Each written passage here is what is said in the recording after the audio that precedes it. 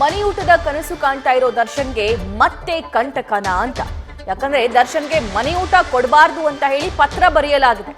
High court ಹಾಗೂ police ಮಹಾನಿರ್ದೇಶಕರಿಗೆ ಪತ್ರ ಬರೆದಿದ್ದಾರೆ ವಿಶ್ವ ಮಾನವ ಹಕ್ಕುಗಳ ಸೇವಾ ಕೇಂದ್ರ ಸಂಸ್ಥಾಪಕ ಅಧ್ಯಕ್ಷ. ಪತ್ರ ಬರೆದಿರೋದ್ರ ಬಗ್ಗೆ ಈಗ ಆಲ್ರೆಡಿ ಮಾಹಿತಿ ಲಭ್ಯವಾಗ್ತಾ ಇದೆ. ಈ ಬಗ್ಗೆ ಪತ್ರ ಬರೆದು ಮನವಿ ಮಾಡಿದ್ದಾರಂತೆ ಅಧ್ಯಕ್ಷ ಸಿದ್ದಲಿಂಗೇಗೌಡ ಅಂತ.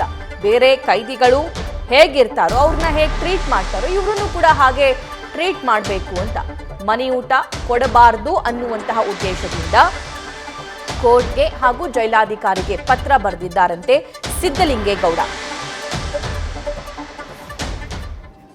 ಕಾರಾಗೃಹದಲ್ಲಿ ಉತ್ತಮವಾದಂತಹ ಆಹಾರವನ್ನು ಕೊಡ್ತಾ ಇರ್ತಕ್ಕಂಥದ್ದಕ್ಕೆ ಸಾಕಷ್ಟು ನಿದರ್ಶನಗಳು ಮತ್ತು ಅಲ್ಲಿಯ ಕಾರಾಗೃಹದ ಮೆನು ಅಥವಾ ಮ್ಯಾನ್ಯುಯಲ್ ಪ್ರಕಾರ ಅವರು ಕೊಡ್ತಾ ಇದ್ದಾರೆ. ಒಂದು ವೇಳೆ ದರ್ಶನ್ ಅಂತಕ್ಕಂಥ ವ್ಯಕ್ತಿಗೆ ಏನಾದರೂ ವಿಶೇಷವಾಗಿ ಮನೆ ಊಟ ಕಲ್ಪಿಸಿದ್ದೇ ಆದಲ್ಲಿ ಬೇರೆ ಬಂದಿಗಳಿಗೆ ಅನ್ಯಾಯ ಮಾಡ್ದಂಗೆ ಆಗ್ತದೆ, ಅಸಮಾನತೆಯನ್ನು ತೋಡ್ದಂಗೆ ಆಗ್ತದೆ, ಒಬ್ರಿಗೊಂದು ಮತ್ತೊಬ್ಬರಿಗೊಂದು ನ್ಯಾಯ ಕೊಟ್ಟಂಗೆ ಆಗ್ತದೆ. ಅದನ್ನು ನಾನು ಈ ಮೂಲಕ ಈಗಾಗಲೇ ನಾನು ಒಂದು ಪತ್ರವನ್ನು ಕೂಡ ನಾನು ಬರೆದಿದ್ದೀನಿ. ಅಂದರೆ ಗೌರವಾನ್ವಿತ ಕರ್ನಾಟಕ ಉಚ್ಚ ನ್ಯಾಯಾಲಯದ ರಿಜಿಸ್ಟ್ರಾರ್ ಜನರಲ್ಲು ಮತ್ತು ಕಾರಾಗೃಹ ಇಲಾಖೆಯ ಪೊಲೀಸ್ ಮಹಾನಿರ್ದೇಶಕರು ಮತ್ತು CID ಪೊಲೀಸ್ ಮಹಾನಿರ್ದೇಶಕರು SIT ಸ್ಕೀಮ್ನ ಮುಖ್ಯಸ್ಥರಿಗೂ ಕೂಡ ನಾನು ಈ ಒಂದು ಪತ್ರವನ್ನು ಕೂಡ ಬರೆದಿದ್ದೀನಿ. ಇದನ್ನು ಪರಿಷ್ಕರಿಸಬೇಕು. ಅದರಿಂದ ಯಾವುದೇ ಕಾರಣದಿಂದನೂ ದರ್ಶನ್ಗೆ ವಿಶೇಷವಾಗಿ ಮನೆ ಊಟ ಮತ್ತು ಇತರೆ ಫೆಸಿಲಿಟೀಸ್ ಅನ್ನು ರೈಟ್. ಈ ಬಗ್ಗೆ ಮತ್ತಷ್ಟು ಲೈವ್ ಡೀಟೇಲ್ಸ್ ನೀಡ್ತಾರೆ ನಮ್ಮ ಕರೆಸ್ಪಾಂಡೆಂಟ್ ಸತ್ತಾರ್. ಸಿದ್ದಲಿಂಗೇಗೌಡರು ಬರೆದಿರುವಂತಹ ಆ ಲೆಟರ್ನಲ್ಲಿ ಏನು ಉಲ್ಲೇಖ ಮಾಡಿದ್ದಾರೆ, ಯಾವ ಕಾರಣ ಕೊಟ್ಟು ದರ್ಶನ್ಗೆ ಮನೆ ಊಟ ಬೇಡ ಅಂತಿರೋದು?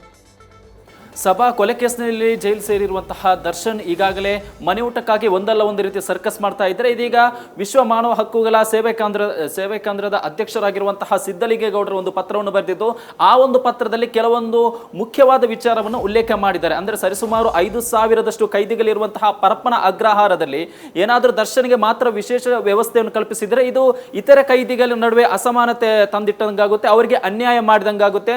ಕೈದಿಗಳಂದ್ರೂ ಕೂಡ ಎಲ್ಲ ರೀತಿ ಸಮಾನಾಗಿರ್ಬೋದು. ಇದೇ ಮಾನವ ಹಕ್ಕುಗಳ ಉದ್ದೇಶ ಆಗಿರುತ್ತದೆ. ಅಂದ್ರೆ ಎಲ್ಲಾ ಕೈದಿಯನ್ನು ಕೂಡ ಸಮಾನವಾಗಿ ಕಾಣುವುದು ಕೂಡ ಮಾನವ ಹಕ್ಕುಗಳ ಉದ್ದೇಶ ಆಗಿರುತ್ತೆ.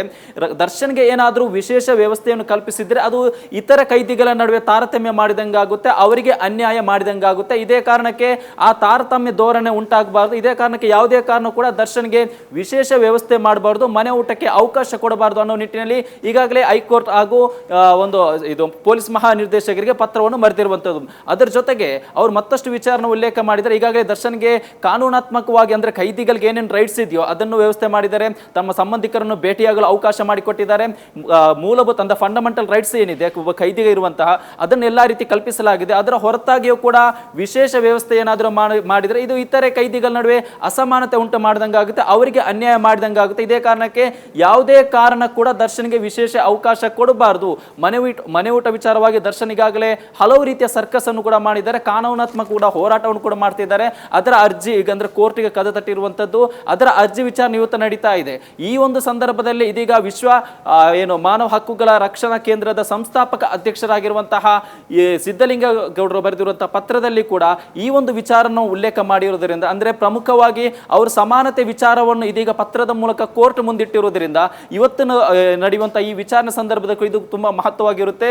ಇದೇ ಕಾರಣಕ್ಕೆ ದರ್ಶನ್ಗೆ ಮತ್ತೆ ಜೈಲೂಟನೆ ಫಿಕ್ಸ್ ಆಗಬಹುದಾ ಅನ್ನೋ ಪ್ರಶ್ನೆ ಕೂಡ ಇದೀಗ ಮೂಡಿರುವಂತದ್ದು. ಸಭಾ, thank you Sattar. News First ನಿರ್ಭೀತಿಯಿಂದ ನಿಮ್ಮ ಪರವಾಗಿ.